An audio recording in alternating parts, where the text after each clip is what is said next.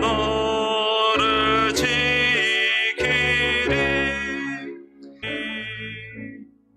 아멘. 기도하시겠습니다. 늘 우리를 불꽃 같은 눈동자로 지켜주시고 주님의 넓으신 품 안에 우리를 품어주시고 보호하여 주시는 아버지 하나님의 은혜와 사랑에 감사를 드립니다. 우리가 살아가는 세상이 결코 쉽지 않다는 것들을 매일매일 나이가 들면 들수록 더 느끼게 됩니다. 하지만 하나님께서 우리를 홀로 내버려 두지 않으시고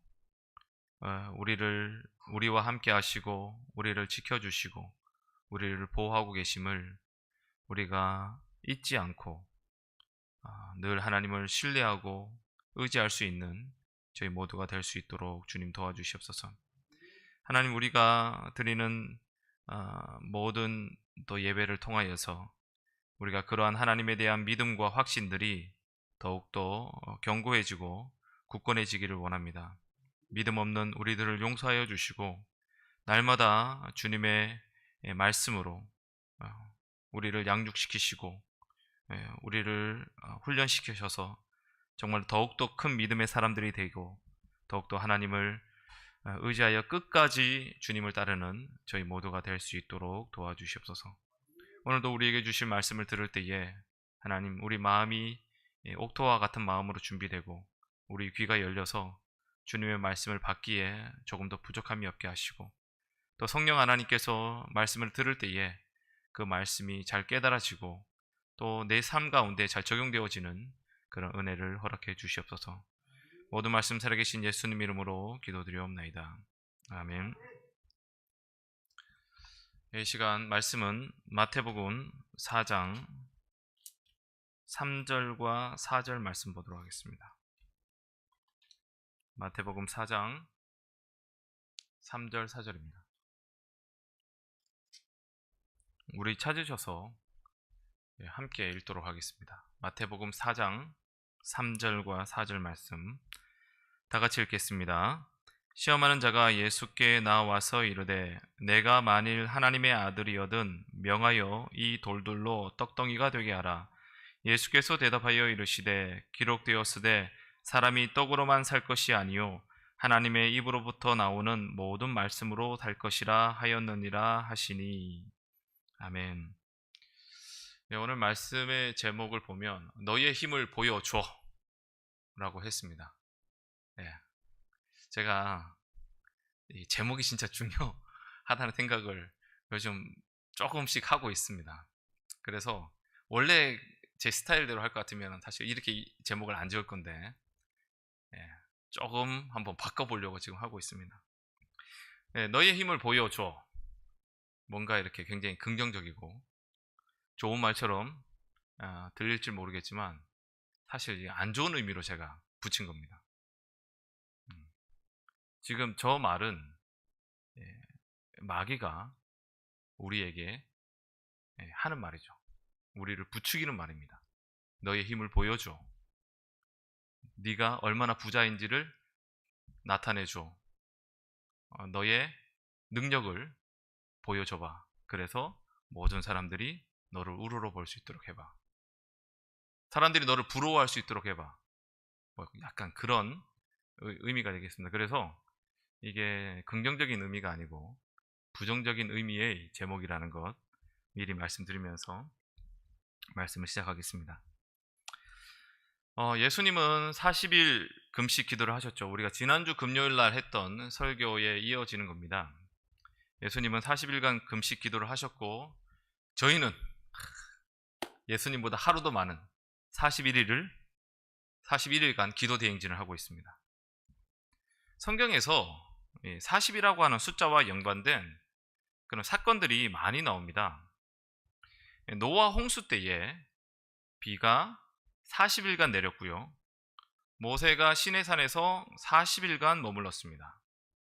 이스라엘이 40년간 광야를 방랑했고 다윗이 그 골리앗의 전투에서 승리하기 전에 골리앗이 이스라엘을 40일간 조롱했습니다.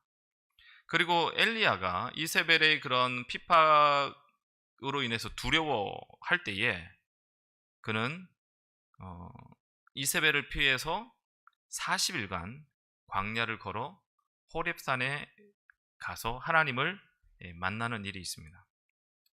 이 모든 상황들 속에서 40일이라는 이 기간, 40이라고 하는 이 기간은 특별한 사건이 일어나기 전에 또는 하나님께서 특별한 일을 하시거나 특별한 임무를 사람들에게 주기 전에 가졌던 시간들, 어떤 면에서 준비시키는 시간이라고도 할 수가 있습니다. 노아의 방주는요 40일간 내린 비에 의해서 물에 띄어지게 됩니다. 방주는 원래 아무런 동력 잔치도 없고 방향키도 없는 그냥 덩그러니 상자와 같은 거예요. 자기의 힘으로는 어디 갈 수도 없고 방향을 바꿀 수도 없는. 그런데 이제 이 방주가 40일간 내린 비에 의해서 이제 물에 뜨게 되고요. 모세는 시내산에서 40일간 하나님과 함께 있으면서 하나님께서 하시는 말씀을 들었고 하나님께서 돌판에 글을 새기시는 모습을 지켜봤습니다. 골리앗이 40일간 이스라엘과 하나님을 조롱하고 있을 때 다윗이 마침 그 40일째 거기에 도착을 했고 그 이야기를 듣는 순간 다윗은 의분에 쌓여서 골리앗과 싸움을 하게 되죠. 엘리야가 사역에 지쳐서 쓰러져 있을 때 그는 하나님께서 주시는 음식을 먹고 40일 동안 걸어서 호렙산에 도착하게 됩니다. 그리고 그곳에서 하나님을 만나고 다시 힘을 내어서 사역을 다시 재개하게 되었습니다. 이 같은 사건들을 통해서 우리가 확인할 수 있는 것은요, 이 40일이라는 이 기간, 성경에서는 40을 얘기하지만 우리가 이 숫자를, 성경에 나오는 숫자를 해석을 막 해보면 이 4라고 하는 숫자는 동서남북을 가리키는 네 방향을 가리키는 것이고 10이라고 하는 숫자는 완전한 숫자를 말하거든요. 이게 완전한 방향과 완전한 수 합쳐서 40. 그래서 이건 완전을 뜻하는 말이에요. 그래서 이 40이라고 할 때의 그 의미는 좀 완전이라고 생각하셔도 돼요. 근데 이 40일이라는 기간은 이런 이야기들을 통해서 놓고 봤을 때에 우리 자신의 한계와 연약함을 발견하게 하는 시간이다 라고 볼 수 있습니다. 그 시간 동안 우리는, 그리고 사람들은 두려움에 떨기도 하고 무력감에 아무것도 할 수 없어서 그냥 주저앉아 있기도 하고 그 기간 동안 실수와 실패를 반복하면서 자신의 어떤 연약함을 다시 확인하기도 하고, 또 어떤 사람은 그 기간 동안 하나의 목표를 향해서 계속 달려가는 그런 기간이기도 합니다. 어떤 이런 뭔가 부정적이고 실패하고 뭔가 무기력한 이런 시간들, 쓸데없이 고생하는 것 같은 이런 시간들을 사람들이 봤을 때에는 굉장히 쓸데없는 시간이라고 평가절하할 수도 있습니다.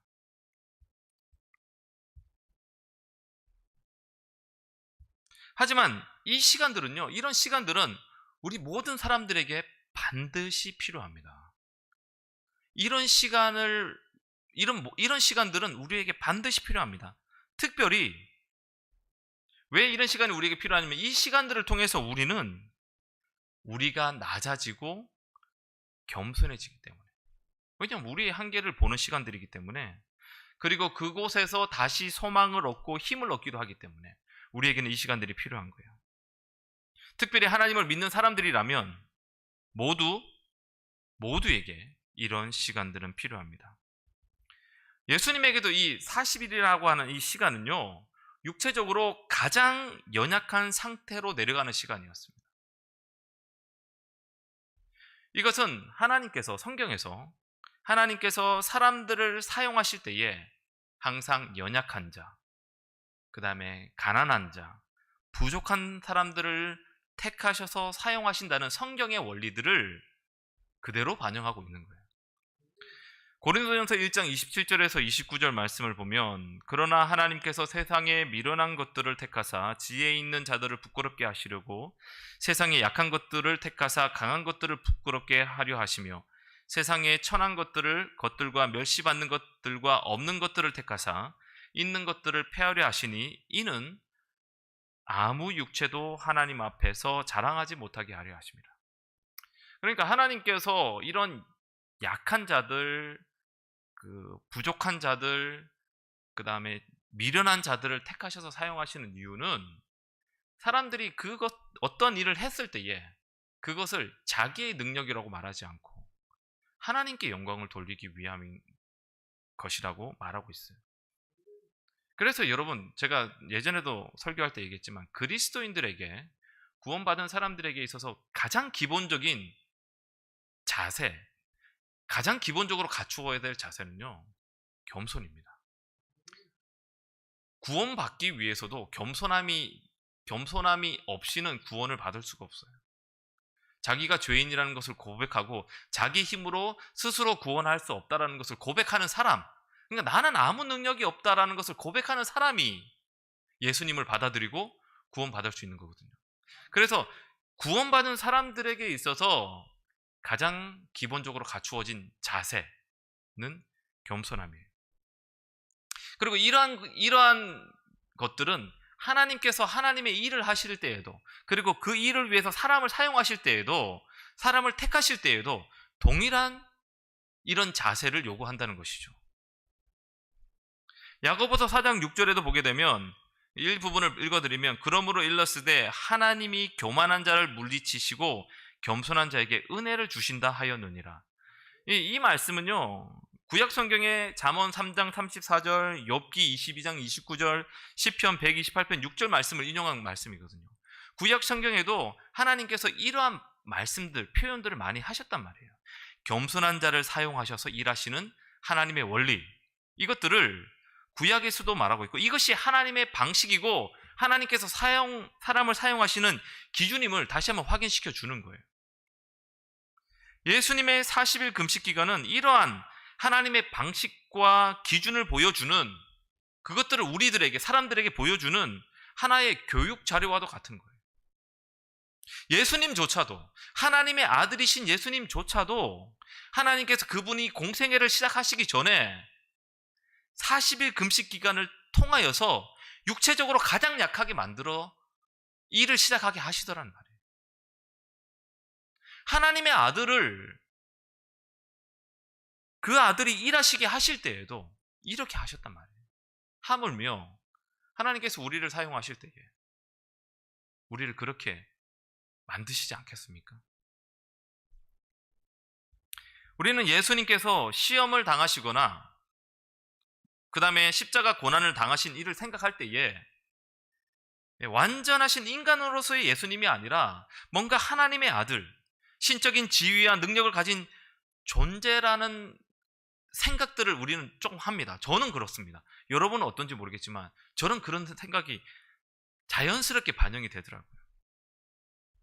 그래서 뭔가 예수님은 그래도 하나님의 아들이시기 때문에 이러한 시험도 잘 이기실 수 있으실 것이고 십자가 고난도 이겨낼 수 있었던 것이 아닐까, 이런 생각들이 은연중에 듭니다. 저는 그랬어요.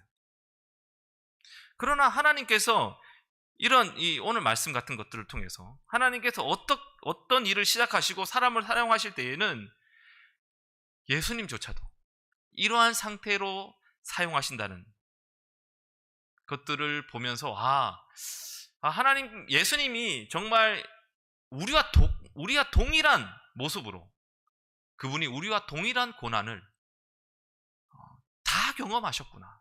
그래서 그분이 우리를 온전히 이해하실 수 있구나 라고 하는 그런 은혜가 더 이렇게 마음에 와닿게 되었습니다.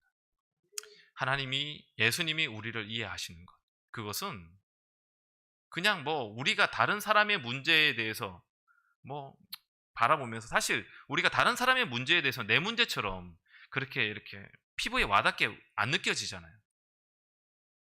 좀 마음으로 안타까움은 있지만, 하지만 그 고통을 당하는 그 사람과 같은 마음으로 우리가 100% 이해하지는 잘 못하잖아요.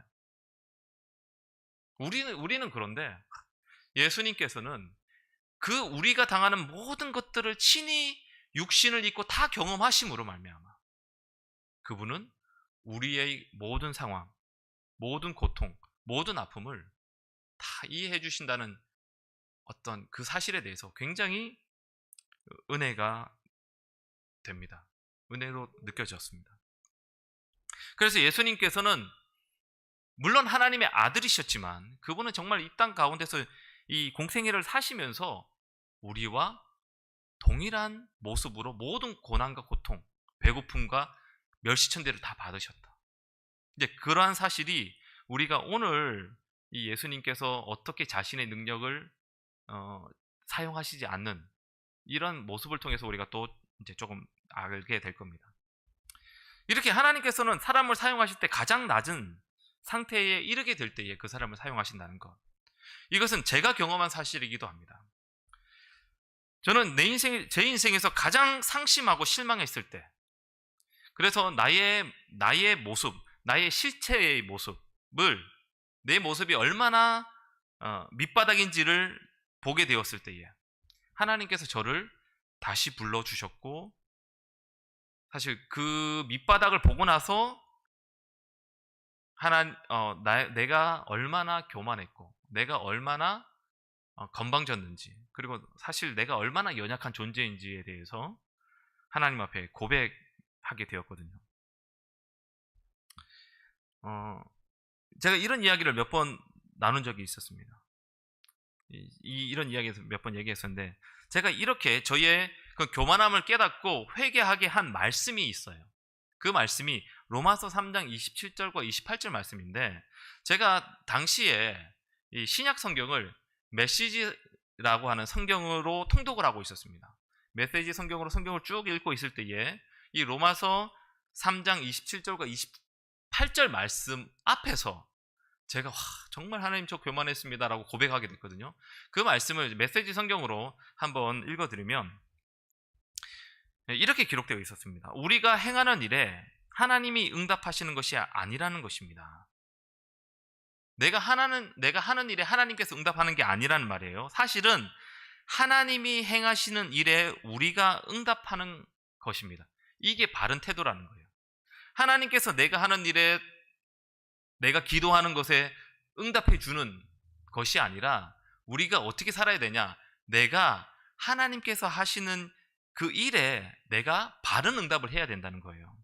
마침내 우리는 이 사실을 깨닫습니다. 우리의 삶이 하나님과 또 다른 모든 사람들과 발맞추어 나가려면 우리가 그분의 발걸음을 따라가야지 거만하고 초조한 마음으로 우리가 행진을 이끌려고 해서는 안 됩니다.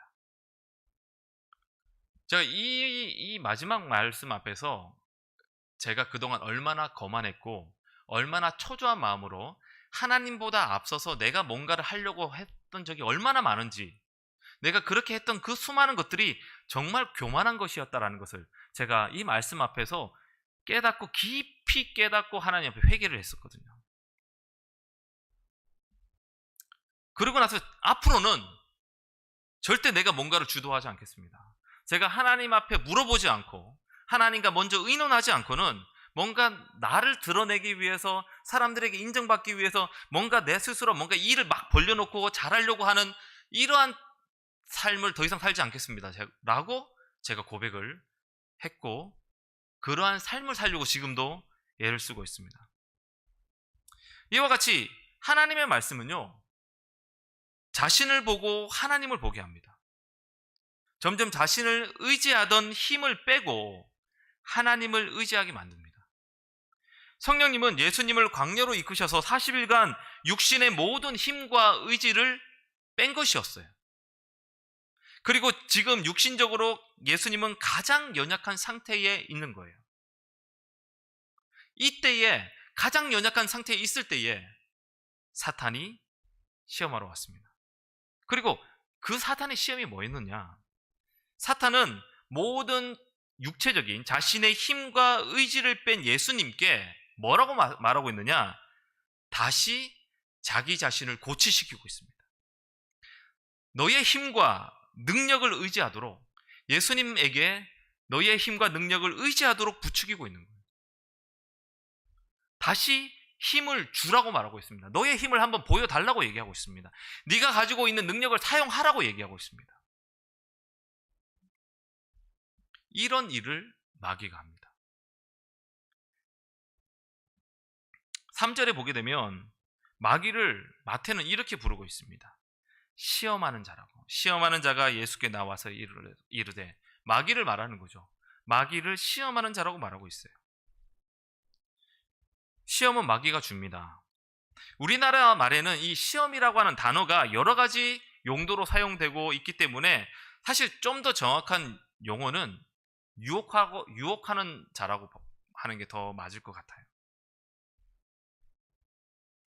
사단이 우리를 유혹하는 것은요, 우리를 넘어뜨려서 우리가 가야 할 곳, 천국에 가지 못하게 하고 우리가 해야 할 것, 우리에게 주신 하나님의 사명을 하지 못하게 만들기 위함입니다.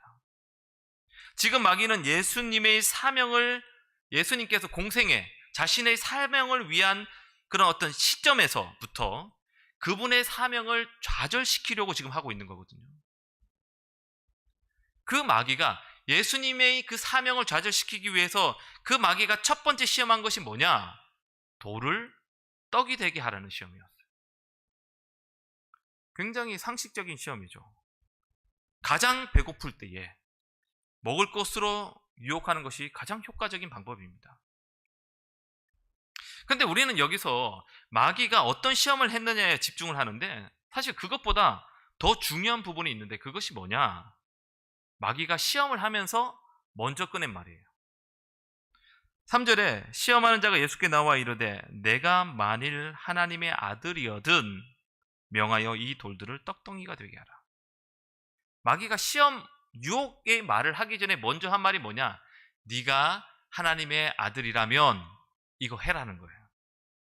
여기서 만일이라고 하는 단어는요, 의심을 나타내는 게 아닙니다. 마귀가 예수님이 하나님의 아들이 아닌 것 같은데 라고 의심하게 하려고 하는 것이 아니라, 오히려 예수님에게 자신의 능력을 가지고 예수님을 시험하려는 거예요. 야, 네가 하나님의 아들이잖아. 네가 진짜 하나님의 아들이면 네 능력을 사용해. 예수님이 가지고 계신 그 능력을 사용하게 하기 위해서 지금 예수님을 충동질하고 있는 거예요. 참으로 예수님께서 전능하신 하나님의 아들이라면 자신의 굶주림을 채우기 위해 그렇게 하기로 마음만 먹으면 틀림없이 명하여 이 돌들이 떡덩이게 하실 수 있기 때문에, 지금 마귀는, 야, 하나님의 아들이 배고플 이유가 뭐가 있어? 너 이 돌들을 떡으로 만들 능력이 있잖아. 그러니까 그렇게 배고픔에 고통스러워 하지 말고 이 돌을 떡으로 만들어 먹어라 라고 말하고 있는 거예요. 얼른 떡으로 만들어, 돌을 떡으로 만들어서 배고픈 너의 배를 채우라고 말하고 있는 거예요. 다르게 얘기하면, 너의 지금 왜냐면 예수님도 육신이 있잖아요. 그리고 아까 우리 지난주 말씀에서 봤던 것처럼 예수님도 줄이셨다고 나오고 있잖아요. 배고프셨단 말이에요. 너 배고프잖아. 너의 욕구, 그 본능이지 않습니까? 사람이 먹고 싶을 때 먹는 것, 그 본능을 따라 내 육신이 원하는 것을 하라고 한 것이죠. 마귀는 예수님의 이 아들 되심이나 그분이 돌을 떡이 되게 할 능력이 있다는 것을 의심하지 않았습니다. 그것이 아니라 예수님께서 잘못된 시간에, 잘못된 때에, 잘못된 방식으로 하나님의 자기에게 있는 그 능력을 사용하게 하시려고 한 거예요. 그리고 그 결과 자신의 필요와 만족을 채우도록 하려고 한 것이죠. 하나님께서 주신 이 사명을 완수하기 위해서가 아니라, 하나님께서 주신 이 사명을 완수하기 위해서 자기 능력을 사용하는 것이 아니라 자신의 필요를 채우기 위해 자신의 지위와 능력을 이용하다고 지금 유혹한 거란 말이에요. 여러분, 예수님께서 공생의 기간 중에 많은 기적을 행하셨습니다. 예수님은 보리떡 5개와 물고기 2마리로 많은 사람들을 먹이셨죠. 그런데 그분이 그 능력을 행하실 때에는 그 능력을 행하신 것은 굶주린 무리를 보시고 그들을 불쌍히 여기셔서 그들의 배를 채우기 위해서 능력을 행하셨던 거예요. 자신의 만족시키기 위한 것이 아니라 무리를 위한 것이었어요. 예수님은 공생기간에 그분의 능력을 사용하실 때에 단 한 번도 자신을 위해서 능력을 사용하시지 않으셨어요. 예수님께서 십자가에 못 박혀 달려 있을 때에 서기관과 제사장들이 예수님 조롱했죠. 야, 네가 하나님의 아들이면 당장 내려와라. 그럼 내가 너 하나님의 아들인지 믿을게. 여러분, 만약에 여러분들에게 십자가에서 내려올 능력이 나에게 있고 누군가 밑에서 나를 조롱한다면 저 같으면 기분 나빠서 당장 내려가죠. 당장 내려가서 내가 얼마나 큰 능력이 있는 것들을 사람에게 보여주고 그 사람들의 입을 완전히 입을 열지 못하도록 만들어 놓고 망신을 톡톡히 주고 그렇게 하잖아요. 그렇게 할 겁니다. 하지만 예수님께서 능력이 없으셔서 십자가에 못 박혀 돌아가신 것이 아니라 그분은 자신에게 그런 능력이 있었지만 자신을 위해서 그 능력을 사용하지 않으시고 하나님께서 자기에게 주신 그 사명을 감당하기 위해 그냥 십자가에서 죽으셨던 거예요.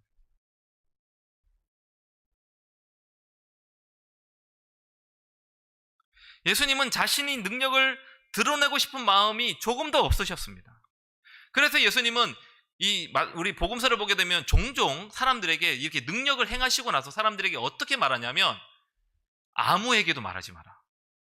아무에게도 말하지 말고 그냥 뭐 병이 있었으면 제사장에게 보여야 되면 문둥병 환자는 제사장에게 조용히 보이고 마을로 돌아가라. 걸어서 광인에게는 그냥 그 아픈 거 그냥 돌아가라 라고 말했어요. 아무에게도 가서 이 얘기를 하지 말라고 하셨습니다. 왜냐하면 예수님은 자신의 능력들을 보고 사람들이 예수님의 능력 때문에 따라온다는 것을 알았기 때문인 것이죠. 그래서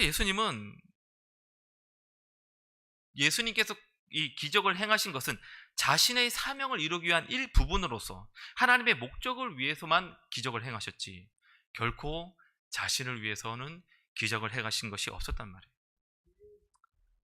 이런 예수님의 모습을 생각한다면 지금 내가 원하고 바라면서 구하는 것들이 과연 하나님의 계획과 뜻에 맞는 것들인지에 대해서 우리는 한번 점검해 봐야 됩니다. 우리는 얼마나 많은 부분에 있어서 그리고 그 하나님께서 그분의 능력을 사용하시는 데 있어서 얼마나 우리의 욕심을 채우기 위한 그러한 기도를 할 때가 많이 있지는 않는지, 그리고 내가 가진 것들을 과연 지금과 같은 방식으로 사용하는 것이 옳은지에 대해서도 살펴봐야 됩니다. 내가 가진 물질, 내가 가진 시간, 내가 가진 능력, 이것들을 과연 나만을 위해서 사용하는 것이 진짜 하나님 뜻에 부합된 것일지 따져봐야 된다는 거죠. 예수님은 하나님의 아들이라는 권위와 하나님의 아들로서 가지신 능력을 사용하시는 일에 굉장히 신중하셨다는 것, 그리고 자신이 가진 지위와 능력을 자신을 위하여는 사용하지 않으시고 오로지 하나님의 뜻을 이루는 데에만 사용하셨다는 것. 예수님께서 그렇게 하셨다면, 예수님을 따라가는 제자라면 당연히 예수님처럼 우리도 내가 가진 것을 나 자신을 위해서 사용하지 않고 하나님의 뜻과 내게 주신 사명을 감당하기 위해서 사용하는 것이 당연하지 않겠습니까? 어쩌면 이렇게 생각하시는 분들이 있을지도 모릅니다. 저는 일주일에 한 번은요 빠지지 않고 교회에 나와서 예배를 드리고 있습니다. 저는 11조와 헌금을 잘하고 있고요, 봉사일도 열심히 하고 있어요.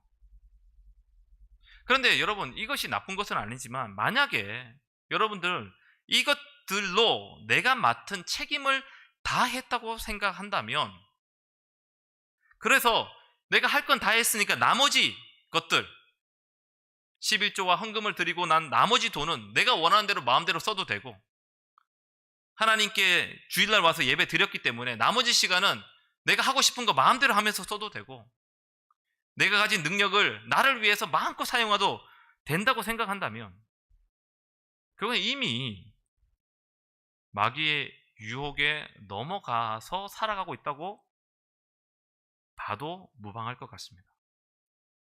성경에서 말하는 청직이라는 것은 주인의 것을 관리하는 사람을 말하죠. 그 사람이 관리하는 모든 것은 자신의 것이 아니고 주인에게 속한 것입니다. 그래서 그 사람은 주인께서 명령하신 대로 지출을 하죠. 주인이 우리에게도 우리가 가진 모든 것 청직이라고 우리가 말하고 있죠. 11조 해라 해서 11조 드렸습니다. 주일을 거룩히 지키라고 해서 주일날 와서 예배를 드렸습니다. 하나님의 몸된 교회를 위해서 저의 몸을 사용했습니다. 특정한 시간을 사용했습니다. 자, 그러고 나서 모든 것이 다 주님의 것인데 나머지 것들은 청지기가 자기 마음대로 사용한다면 그 사람을 보고, 그 청지기를 보고 주인이 충성스러운 청지기라고 말하겠습니까? 주인이 따로 말씀하시지 않아도 그 나머지 모든 것들은 여전히 주인의 것이죠. 주인이 아무 말씀도 안 하셨기 때문에 이것은 내 마음대로 써도 된다고 생각한다면 그건 이미 그 생각 자체부터가 불의한 청지기의 생각과 사고를 갖고 있는 것이란 말입니다.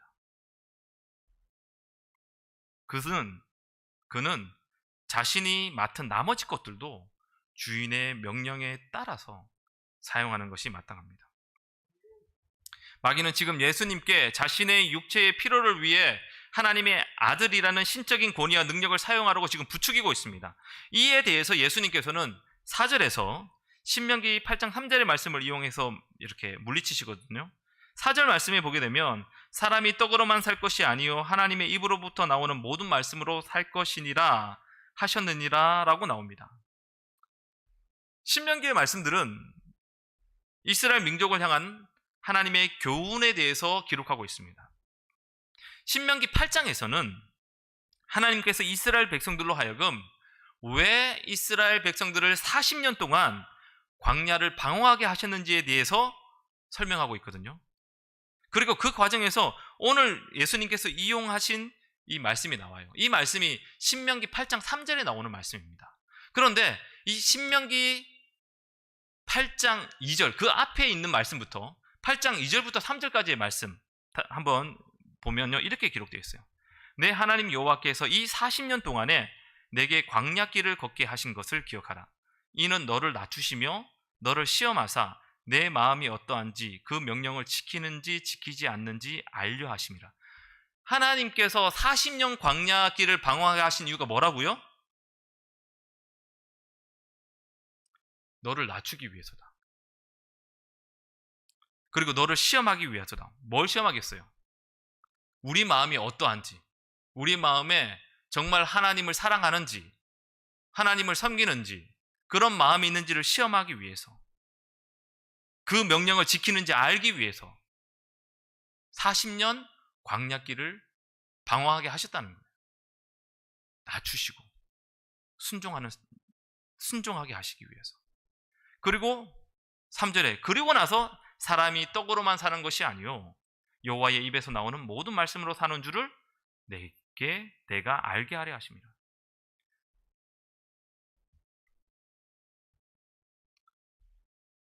이렇게 우리를 낮추시고 시험하사 내 마음이 어떠한지 그 명령을 지키는지 알기 위해서, 그리고 사람을 살게 하는 것이, 그 사람을 살게 하는 것이 떡에서 나오는 것이 아니라 하나님의 말씀으로부터 나온다는 것을 가르치시기 위함이다 라는 말씀을 지금 예수님께서 인용하셨어요. 지금 우리 이 40일 금식 기도, 이것과 정확히 일치되는 내용이죠. 예수님도 광야에서 스스로 겸비하게 되셨고 고난을 통해 순종을 배우시기 위해 극도의 굶주림이라는 시련을 감당하신 것입니다. 진정으로 그분의 그 사명을 성취하기 위해 예수님께서는 철저하게 낮아지셔야만 했고 전적으로 자기를 비우셔야만 했습니다. 만약에 예수님께서 이 사단의 유혹을 듣고 친히 떡을 만드셨다면 그것은 예수님께서 자기의 모든 능력을 완전히 포기하지 않으셨고 여전히 겸손해지지 않으셨으며 그리고 아직까지 인간과 같이 완전히 인간과 같이 되지 않으셨음을 보여주는 것이 되었을 거예요. 그런데 예수님께서는 이 자신을 위해 능력을 사용하는 것을 거부하심으로써 매일 필요에 대해 매일매일 예수님도 필요가 있을 텐데 그 필요에 대해서 그 필요를 위해 자신의 능력을 의지하는 것이 아니라 하나님을 의존할 것이라는 것을 증명해 보이신 것이죠. 여러분, 믿음은요 말에 있지 않고 능력에 있습니다. 내가 가진 것으로 내가 사는 것이 아니라 오직 하나님을 의지함으로 사는 것도 그냥 그렇게 내가 저는 하나님을 의지함으로 사면 말하는 것이 아니라 행동으로 증명되어야 합니다. 자꾸 마음에 있는 믿음만 말하지 말고 우리가 삶으로 증명되는 믿음을 우리 모두 보여야 합니다. 그리고 예수님께서 친히 이것을 증명해 보이셨죠. 그리고 그것은 우리에게 모범이 또한 되시는 거예요. 정말 지금도 사단은 우리에게 계속 부추깁니다. 너의 힘을 보여줘라. 그것을 의지해서 살아라.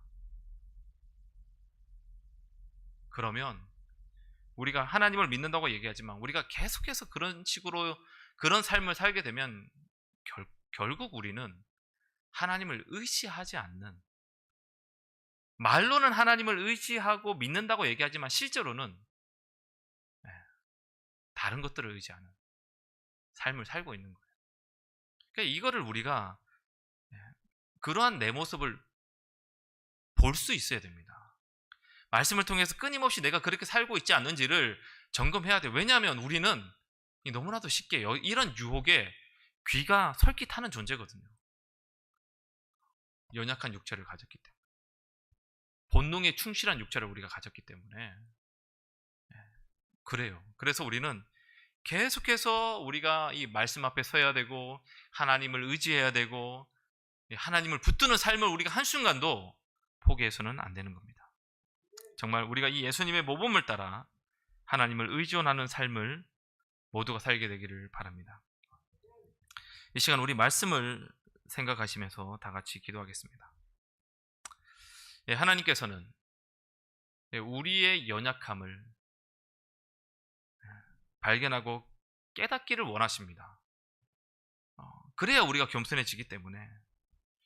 그래서 오늘 이 시간 우리 기도하실 때에 하나님, 저희의 연약함, 저희의 부족함을 발견하고 깨닫는 은혜를 달라고 기도하기를 원합니다. 그래서 겸손하게 하나님을 의지하는 삶을 살기를 원합니다. 우리가 기도하기를 원하고요. 그리고 내가 가진 것을 내 것이라고 생각하는 것은 또 성경을 잘못 알고 있는 것이죠.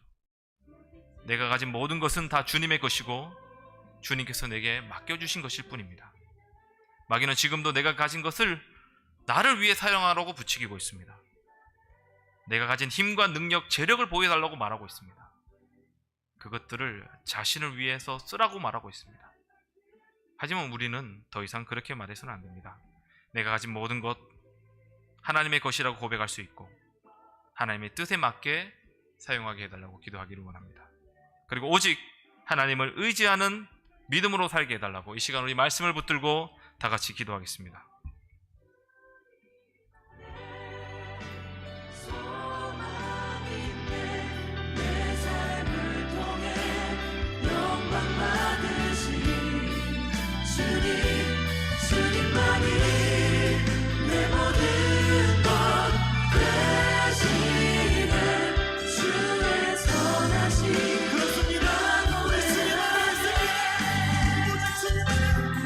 오직 주님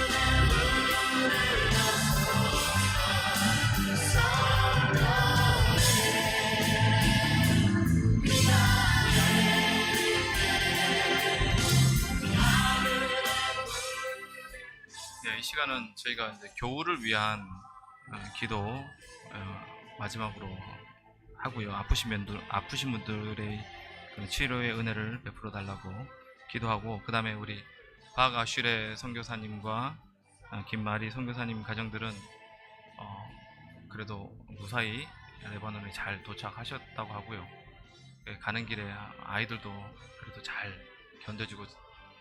견뎌줘서 좀 이렇게 듣기로는 제가 정확하게 잘 못 듣지 못해서 모르겠는데 좀 수월하게 들어갔다고 하는 이야기를 들었습니다. 우리 박아실의 선교사님과 김마리 선교사님 그리고 그 가정을 위해서도 우리가 마지막으로 또 함께 기도하기로 합니다. 기도하시고 각자 기도하다가 돌아가시겠습니다.